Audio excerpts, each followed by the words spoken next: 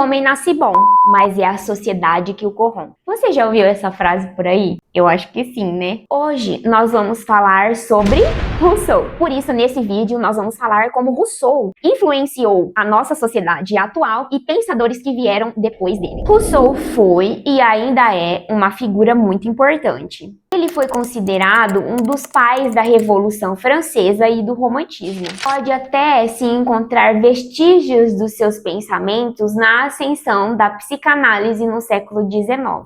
Rousseau é o ponto de origem de grande parte da nossa cultura atual. Para ele, a psicologia interior, que é o cerne do que constitui a essência de uma pessoa, é moldada pelas circunstâncias e contingências externas. Rousseau escreveu as suas confissões. É ele falando dele mesmo, de forma que a sua história se torne exemplo para outras pessoas. Nela, Rousseau deixa claro a sua definição de ser humano e de como isso se conecta com a sociedade em geral. Em uma de suas histórias, Rousseau conta que roubou para agradar o amigo. Neste caso, a sua ação, embora errada, foi motivada por algo bom: deixar o seu amigo feliz. Percebemos então a sua ideia de que a corrupção humana é criada e fomentada pelas condições sociais, não sendo algo inato do ser humano. As pressões sociais e as condições sociais são o que corrompem o homem. Nas suas confissões, ele vai contando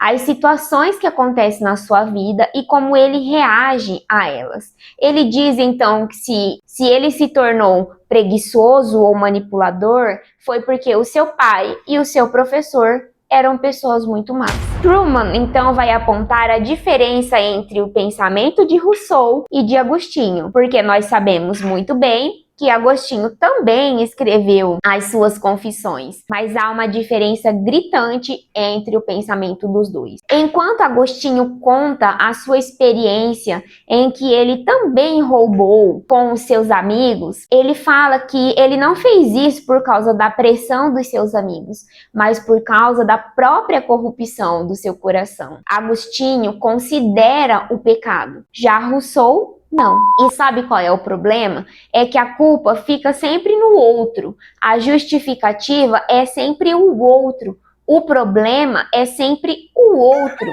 Nós precisamos entender, então, que não há uma bondade inata nos homens, mas que é o seu próprio coração que é pecaminoso. A maldade não vem de fora para dentro, ela vem de dentro para fora. O problema não é a sociedade em si, mas é o indivíduo que forma a sociedade. Nós precisamos compreender que parece muito bonito dizer: eu só desejo para o outro aquilo que eu desejo para mim. Eu só faço para o outro aquilo que eu gostaria que fizessem para mim. Mas até mesmo aquilo que nós consideramos bom pode estar corrompido pelo pecado. Se nós baseamos aquilo que é bom e que é certo de acordo com os nossos gostos pessoais e de acordo com o que nós consideramos bom e certo, nós podemos estar desejando para o outro aquilo que na verdade é mal. Nós devemos basear aquilo que é bom e que é certo tanto para mim quanto para o outro segundo o que a palavra de Deus diz e não de acordo com as nossas preferências.